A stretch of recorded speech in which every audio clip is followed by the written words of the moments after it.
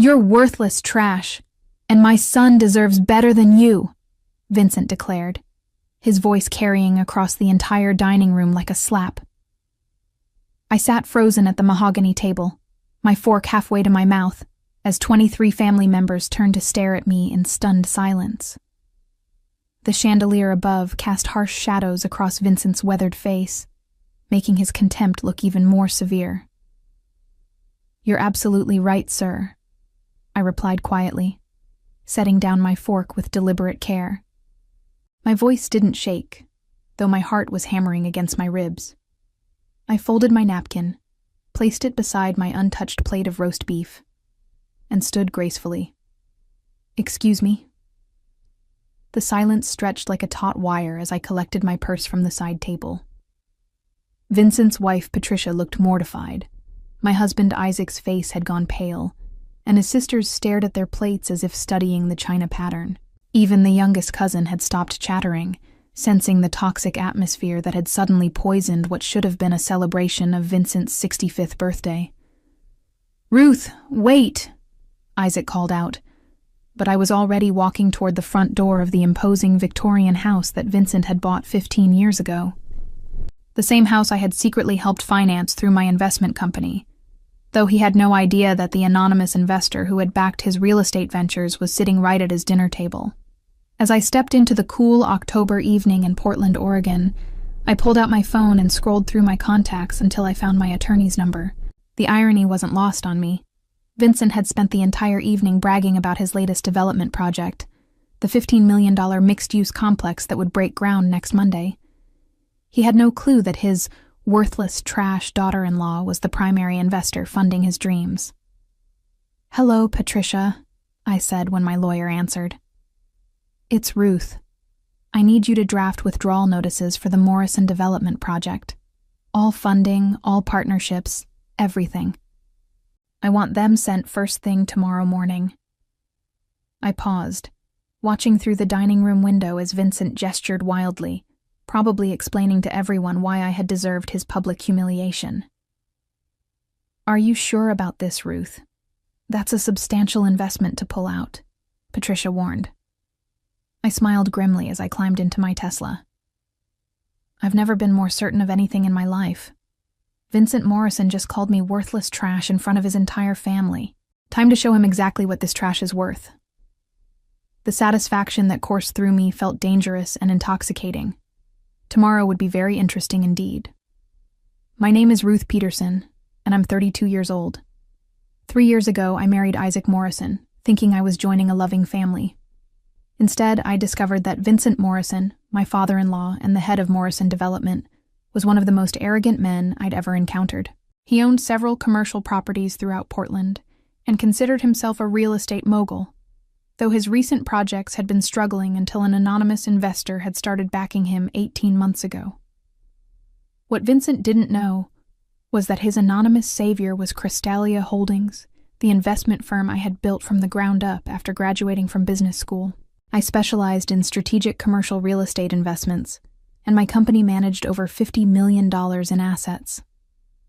When Isaac and I started dating, I kept my business life completely separate from our relationship. Isaac knew I worked in finance, but he assumed I was just another analyst at some corporate firm. The irony was delicious. Vincent constantly lectured me about finding real work and contributing something meaningful to society. He had no idea that his daughter-in-law's company had been quietly purchasing distressed properties throughout the Pacific Northwest, renovating them, and selling them for substantial profits. More importantly, he had no clue that when his own development company had been hemorrhaging money 2 years ago, Crystalia Holdings had stepped in as an anonymous investor to keep him afloat. Vincent's current obsession was the Crowne Plaza development, a mixed-use project featuring luxury condominiums, retail spaces, and office buildings in downtown Portland. The project required significant capital, complex permits, and partnerships with multiple contractors and city officials. For the past year, he had been bragging to anyone who would listen about how he had secured this mysterious investor who believed in his vision. That mysterious investor was me. Through my company, I had provided $2.3 million in funding, secured the necessary permits through my connections in city planning, and arranged partnerships with 3 major construction firms who regularly worked with Crystalia Holdings. Vincent thought his charm and business acumen had attracted this investor. In reality, I had been quietly studying his projects, seeing their potential, and deciding that backing him would be profitable for my portfolio. Isaac had been kept completely in the dark about my involvement in his father's business. I knew that Vincent would never accept help from his daughter-in-law, especially not from someone he considered beneath his family's social standing. So I maintained the facade of being just another housewife, while secretly managing millions of dollars in investments from my home office. The arrangement had worked perfectly until tonight. Vincent's latest project was scheduled to break ground on Monday, and he had invited the entire family to celebrate his success.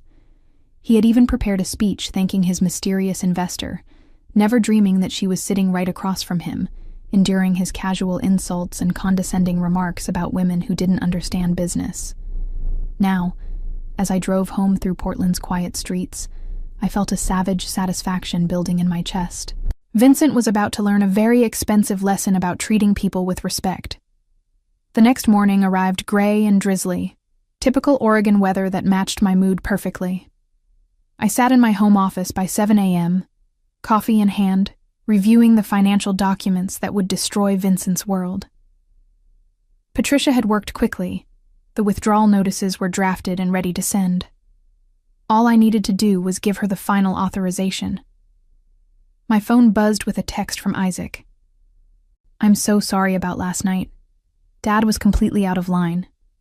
Can we talk?" I stared at the message for a long moment. Isaac was a good man, caught between loyalty to his family and love for his wife. He genuinely didn't know about my business dealings with his father, and I had planned to keep it that way indefinitely. But Vincent's cruelty had changed everything. Some lines once crossed couldn't be uncrossed. "I'm fine," I typed back. "At work early. Talk tonight." Work. If Isaac only knew that my work was about to obliterate his father's real estate empire. I opened my laptop and pulled up the Morrison development file. The numbers were staggering. Vincent's company was leveraged to the hilt on the Crown Plaza project. Without Crystalia's backing, he wouldn't just lose this development. He'd face bankruptcy. All of his other properties were tied up as collateral for loans that assumed the Crown Plaza project would provide the revenue to pay them back. I thought about Vincent's face last night, the way he had looked at me with such contempt when he called me worthless trash. The way the entire family had watched in uncomfortable silence as he humiliated me publicly. The way he had spent months bragging about his business acumen while secretly depending on my money to fund his dreams. At 9:30, I called Patricia. "Send the notices," I said simply. "All of them?" "Every single one. I want Vincent Morrison to receive 3 messages simultaneously at exactly 10 a.m. First, his lawyer should get the investment withdrawal notice. Second, I want Isaac to receive a text explaining that I'm the investor his father's been praising for months. Third, Vincent gets a text from me that simply says, "Don't mess with trash." "Ruth, this will destroy his business completely. Are you certain about this?" I looked out my office window at the city skyline, thinking about all the late nights I had spent analyzing Vincent's projects, the careful research I had done to ensure my investments would benefit both his company and my portfolio, the respect I had never received despite literally keeping his business solvent. "Patricia, Vincent Morrison spent last night explaining to his entire family why his son deserved better than me. I think it's time he learned exactly what he's losing." I paused, feeling the weight of the decision settle around me like armor. Send the messages at exactly 10 a.m. Let's see how valuable trash really is. At 10 a.m. precisely, I sat in my office chair, watching the clock on my computer screen tick over to the appointed hour. My phone was silent, but I knew that across town, Vincent's world was beginning to implode. I imagined him in his office, probably reviewing construction schedules and congratulating himself on his business genius, completely unaware that 3 devastating messages were landing in various inboxes at that exact moment. My own phone remained quiet for exactly 7 minutes. Then Isaac called. "Ruth." His voice was breathless, almost frantic. "I just got the most insane text message. It says you're the anonymous investor Dad's been working with. That can't be right. That's impossible." I leaned back in my leather chair, feeling remarkably calm. "Why is it impossible, Isaac?" "Because that investor put over $2 million into Dad's projects. You work for some finance company. You can't possibly have that kind of money." He paused, and I could hear traffic in the background. "Ruth, please tell me this is some kind of mistake." "It's not a mistake." I kept my voice gentle but firm. "Isaac, I own Crystalia Holdings. I've been running my own investment company for 5 years. Your father's development projects have been part of my portfolio for the past 18 months. The silence stretched so long I thought the call had dropped. Finally, Isaac whispered, "You've been supporting Dad's business this whole time?" "Financially, yes. I saw the potential in his projects and decided they were good investments. Your father never knew because I kept my involvement anonymous through my company. I thought it would be easier that way." Jesus Christ, Ruth. Dad spent all of last night bragging about his mysterious investor. He kept saying this person had vision and understood quality development. Isaac's voice cracked slightly. "He was talking about you. The whole time he was praising you without knowing it." I stood up and walked to my window, looking out at the Portland skyline. That's the irony, isn't it? Vincent spent months telling everyone how brilliant and visionary his investor was, while simultaneously treating his investor's wife like garbage at family dinners. "Ruth, what did you do? That text mentioned withdrawal notices." My phone buzzed with another call. Vincent's name appeared on the screen. "Isaac, your father is calling me. I think he's just figured out what happened." "Don't answer it. Please, let's talk about this first." But I was already declining Vincent's call and opening my laptop to check my email. Sure enough, there was a frantic message from Vincent's lawyer, followed by 2 more from Vincent himself, each more desperate than the last. "Isaac, your father is about to learn a very expensive lesson about respect. The Crown Plaza project is dead. Without my funding, he can't make his loan payments. His other properties are going to be foreclosed on within 60 days. I paused, letting the weight of it sink in. The trash he humiliated last night was the only thing keeping his business empire from collapsing. "Ruth, he's my father. Can't I what? Continue to financially support a man who called me worthless trash in front of your entire family? Continue to let him take credit for success that was built on my money while he treats me like I'm beneath his notice?" My voice grew harder. "Isaac, I love you, but I will not be insulted and degraded by someone who is literally living off my investments." My phone buzzed again. This time it was a text from Vincent. "We need to talk immediately. There's been a misunderstanding." I showed Isaac the message during our video call. "There's no misunderstanding, Isaac. Your father showed me exactly what he thinks of me. Now I'm showing him exactly what I think of him." 20 minutes later, my office door burst open without a knock. Vincent stood there, his face flushed, and his normally perfect silver hair disheveled. Behind him, looking mortified, stood Isaac.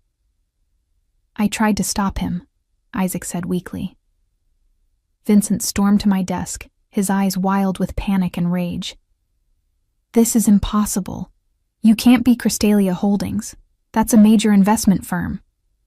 I gestured to the chair across from my desk. "Please sit down, Vincent. Or would you prefer I call you Mr. Morrison, since we're apparently conducting business now?"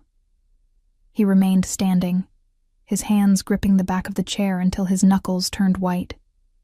"Ruth, there has to be some explanation. You're a housewife.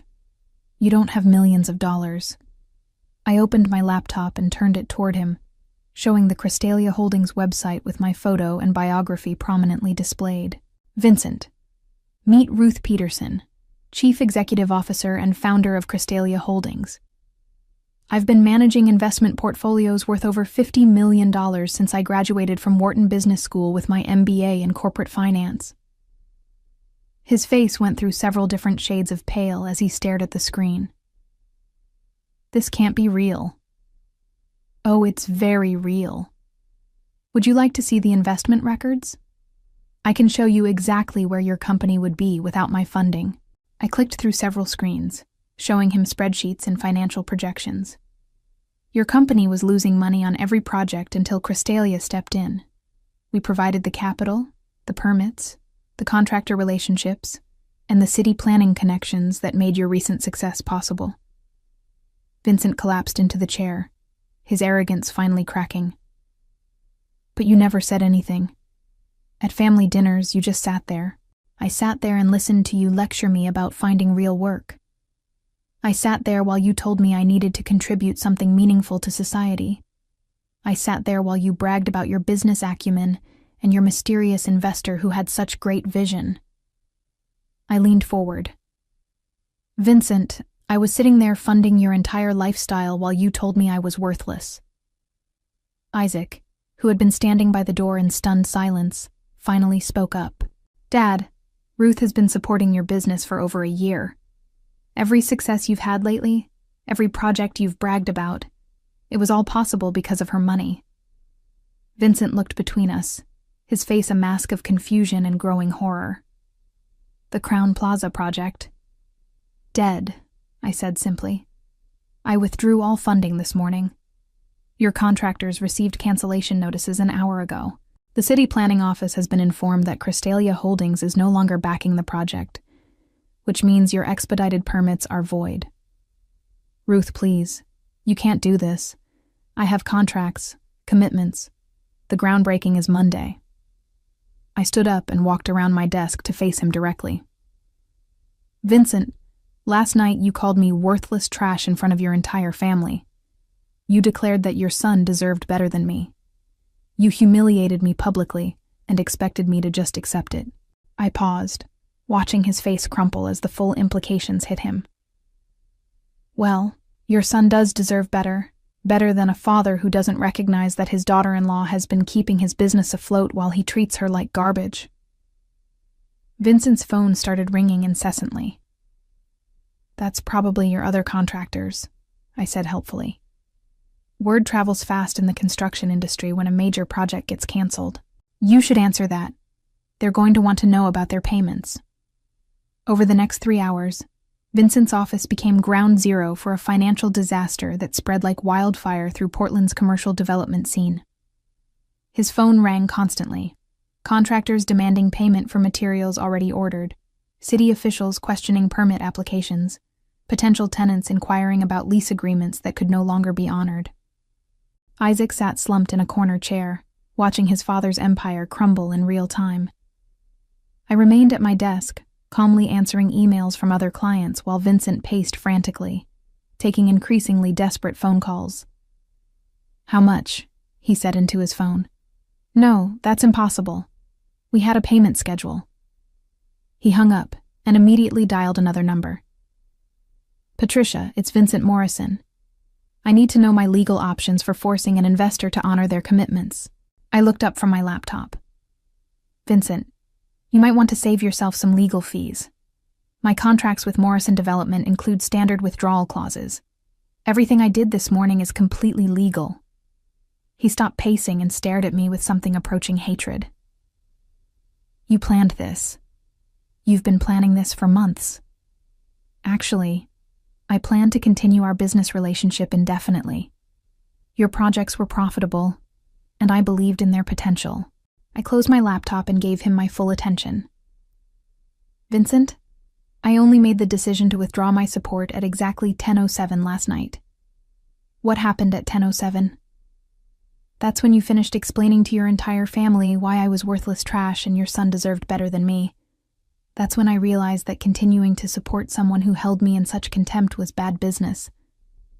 Isaac finally spoke up from his corner. Dad, do you understand what you've done? Ruth wasn't just some random investor. She was family.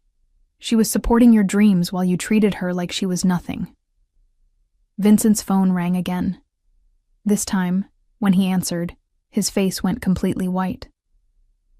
What do you mean, foreclosure proceedings? I have 60 days to cure the default. He listened for several minutes, then hung up slowly. Your primary lender? I asked. He nodded numbly. Morrison Development used the Crown Plaza project as collateral for loans on 3 other properties. Without that project, the bank is calling in all the loans immediately. I felt a flicker of something that might have been sympathy, but it died quickly when I remembered the look of disgust on his face as he called me trash. Vincent, your company's financial structure was built on the assumption that my investment would continue long-term. When you remove the foundation, the entire building collapses. Ruth, please. I'll apologize to the family. I'll make it right. You'll apologize because your business is failing, not because you actually respect me. That's not the same thing. I stood up and gathered my things. Vincent, you spent months telling people that your anonymous investor was brilliant, visionary, and understood quality development. You praised this person's business instincts and financial acumen. You never once considered that the woman you were dismissing as worthless trash at family dinners might be that same person. I walked to the door, then turned back. By the way, you should know that withdrawing from the Morrison Development projects frees up significant capital for other investments. I'm meeting with 3 new development companies next week. Portland's commercial real estate market is booming, and there are plenty of developers who understand the value of treating their investors with respect. Vincent's phone was ringing again as I left his office, Isaac close behind me. 2 weeks later, I sat in my favorite coffee shop downtown, reading the Portland Business Journal's front-page article about Morrison Development's spectacular collapse. The headline read, "Local developer files for bankruptcy after mystery investor withdraws support." The article detailed how Vincent's company had gone from Portland's rising star to complete financial ruin in just 14 days. Isaac slid into the seat across from me, looking exhausted but relieved. The bankruptcy filing is official. Dad lost everything. The office building, the rental properties, even the house. How is he handling it? Badly. He keeps insisting this is all some kind of misunderstanding, that you'll come back once you've made your point. Isaac shook his head. He still doesn't really understand what happened. Yesterday he asked me if I could convince you to have coffee with him, so he could explain why the family needs you to reconsider. I nearly choked on my latte. He wants to explain why the family needs me? After calling me worthless trash? Ruth, I think in his mind, you were never really the investor. You were just Isaac's wife who happened to own the company that was investing. He can't wrap his head around the fact that you personally made all those business decisions. I looked out the window at the construction site where the Crown Plaza project should have been breaking ground. Instead, it was just an empty lot with a development postponed sign. 3 other development companies had already contacted me about potential partnerships for similar projects. Vincent's failure had become my opportunity. Isaac, your father called me worthless trash in front of 23 family members. Then, when his business started collapsing, he expected me to put my personal feelings aside and continue funding his dreams because the family needed me to do it. Does that sound like someone who respects me as a person, or someone who just wants access to my money? Isaac was quiet for a long moment. The family is starting to understand what really happened. Patricia called yesterday to apologize. She said she had no idea you were the investor Dad was always praising. I smiled grimly. Vincent's going to have plenty of time to think about respect now. The social fallout for Vincent proved even more devastating than the financial collapse. Word spread quickly through Portland's business community that Vincent Morrison had publicly insulted and humiliated his primary investor without knowing her identity. The story became a cautionary tale at industry networking events, a perfect example of why treating everyone with respect was not just morally right, but also good business sense. Several potential partners who had been considering future deals with Vincent quietly withdrew their interest. Nobody wanted to work with someone who had demonstrated such spectacular judgment failures. The fact that he had called his own daughter-in-law worthless trash while she was secretly funding his entire operation made him appear both cruel and incompetent. Vincent's attempts to rebuild were hampered by his reputation. Every meeting began with uncomfortable questions about the Crystalia holding situation. Potential investors wanted to know how he had failed to recognize his primary financial backer, and whether he could be trusted to maintain professional relationships going forward. 6 months after that disastrous family dinner, Isaac and I attended his cousin's wedding, one of the few family events where Vincent wasn't present. Patricia Morrison approached me during the reception, looking genuinely remorseful. "Ruth, I wanted you to know how sorry I am about that night. Vincent was completely wrong, and the family knows it now.